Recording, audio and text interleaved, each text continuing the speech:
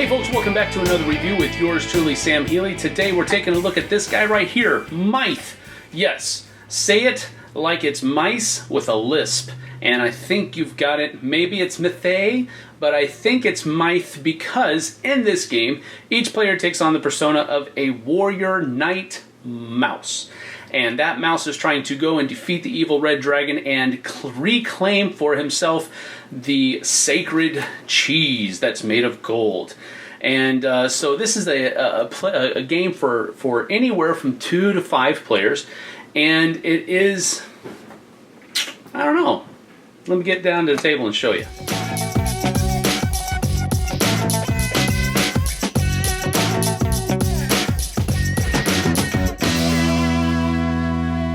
In a game of Mythe, the first thing that you do is you remove all of the cards that are not for your player count. So down here in the corner here, it says a 5 with a little meeple there. That means these are only for 5-player games, and so you would remove them from the game. And now you take the remaining cards that are left and you deal them out to each person in order. Some people may have one more card than everybody else, but that's okay.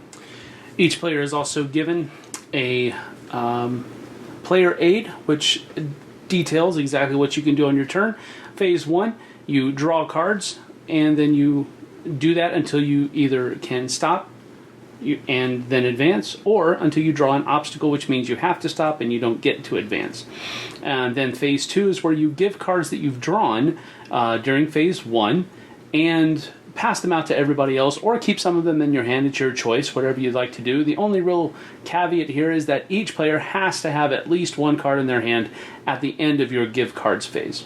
So basically what it would do here is that you're able to look at your hand of cards, and the cards are made up of different kinds of movement cards or obstacle cards. Now the movement cards go from 0 to 3, and there are also some special cards in there as well, weapons that you have to use in order to defeat the dragon and get the sacred cheese, which is a really cool metal cheese piece. Really cool, like it a lot.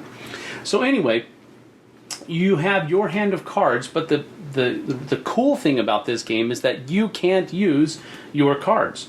When you are drawing cards to see if you advance or stop, you have to do it blindly from other people's hands. So during my draw phase, I would be drawing, say, this card, and I would flip it over. Okay, this means I can go 1. Now I can stop right there, move 1 spot, and that would be the end of my turn. Or I can keep going. So then I would want to choose maybe this one. Okay, this means now I can go 2. But this space needs 2, so I have to draw at least 3 in order to go to that second space, and then 4 if I want to go there. So then I could say, okay, well, let's see, I've drawn from these 2 guys. I could draw from him, or I'm going to continue drawing here. All right, so I drew another one. So now I can move 3 spaces, which would safely put me in this second spot here. But I'm getting a little greedy. I want to see if I can go the full route. All right, well, this is a 0, which means that I can continue to draw if I want. It's not an obstacle, which would automatically end my turn. So I'm going to continue drawing. I want that 4th one. All right. So here, now I've got 1, 2, 3, 4, 5. 1, 2, 3, 4, 5. I need one more. So do I continue going, or do I just stop here on the 4? I'm going to push my luck. I'm going to keep going. And I'm going to flip over. Yeah! Awesome! So I got 1, 2, 3, 4, 5, 6, 7, 8. So I got 1, 2, 3, 4, 5, 6, 7, 8. I'm definitely going to stop there. My luck is very good. So that's the end of my draw phase. So at this point, I would take all of these cards into my hand and decide which one I'm going to, or which ones, plural, I'm going to give away to other players, keeping in mind that everybody has to have at least one card in their hand at the end of my give cards phase. So these cards here are cards that you need in order to defeat the dragon. And you only need one of them in your hand, and you have to be able to play it out of your hand once you reach his spot. So I'm going to keep this legendary sword in my hand. I'm also going to keep this obstacle in my hand because I know if it's in my hand, it's not in anybody else's.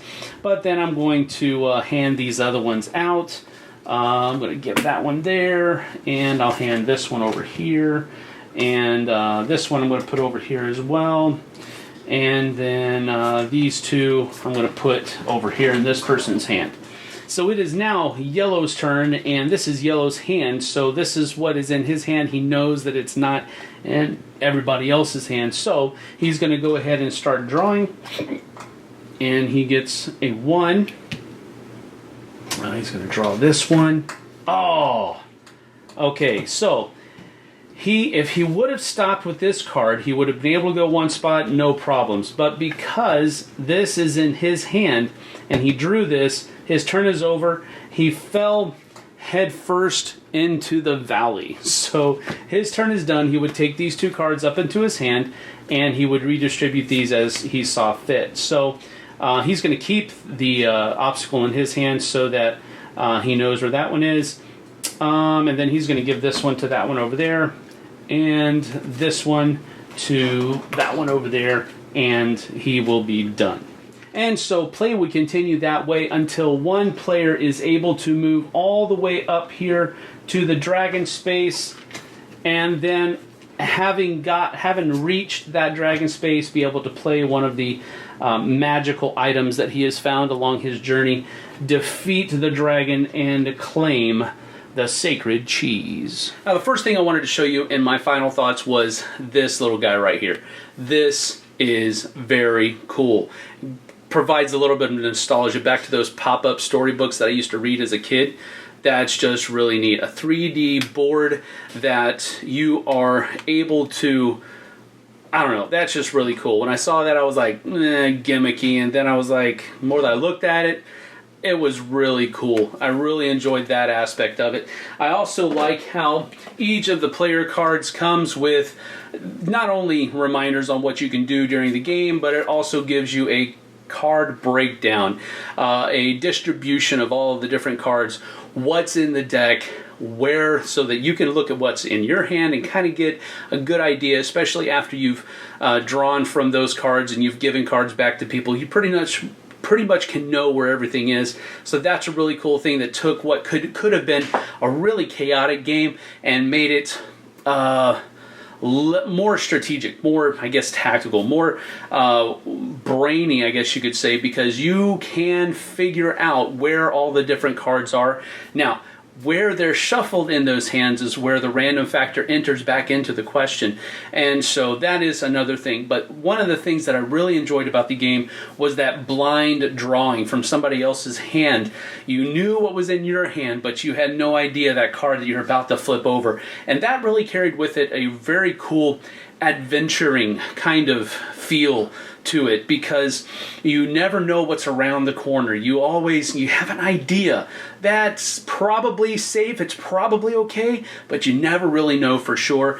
So I really did enjoy it. I like how this is a very light-hearted take on the whole fantasy genre, almost in between, kind of like a Mice and Mystics type feel, if Mice and Mystics were for just little kids. But at that point, this is not just a kid's game, because while kids can play and I think they'll have fun doing it, I think this is another game where not just the kids will enjoy it, the parents will enjoy it as well, because it's a game that they can really mentally wrap their minds around. So Mythe is one of those shockers. I wasn't expecting this one at all when I went to Gen Con. It was one of the first games that I played, and it was one of the more memorable ones that I played as well, just because we had such a great time doing it.